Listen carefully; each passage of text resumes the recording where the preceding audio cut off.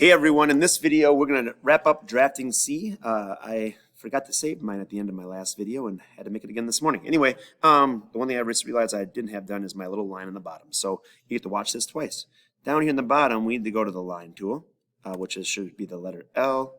Mine's not working right now, and we're going to connect the very bottom point. So hovering over, if we zoom in a little bit, and we hover over the midpoint of our circle, we should then be able to slide down and have that little X appear directly underneath, and then do the same thing on the opposite side to make that point go to the correct spot. Now, once again, it's just hovering over the centerpiece, coming down, sliding down, the X should pop up to the right spot. Make sure we're in the right spot, not the incorrect spot, and mine's going to the wrong spot at the moment. So zooming in a little bit helps.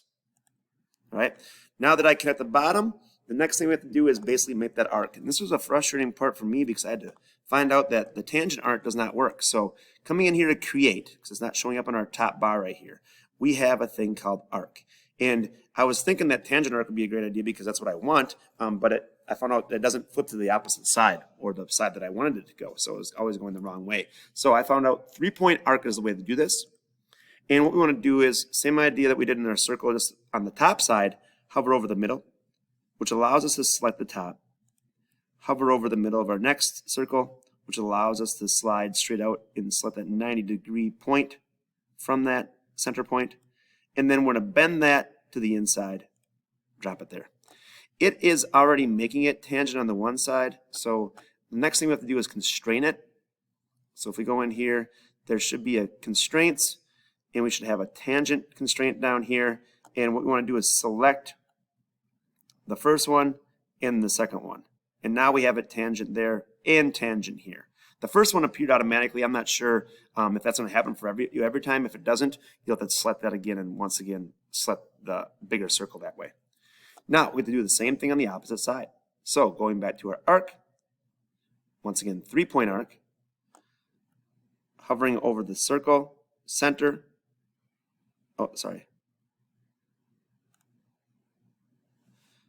escape. I don't know what's going on with my tool right now. Arc, 3-point arc. Now it looks like it's working. It wasn't showing up last time. So hovering over my center point,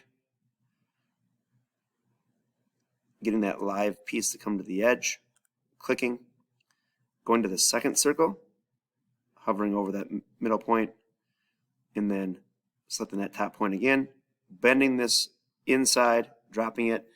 Once again, the tangent constraint happens automatically in the first circle the second circle that I selected, which was the same over there.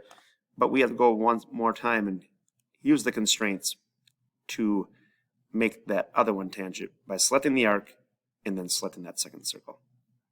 Now we have it tangent all the way around.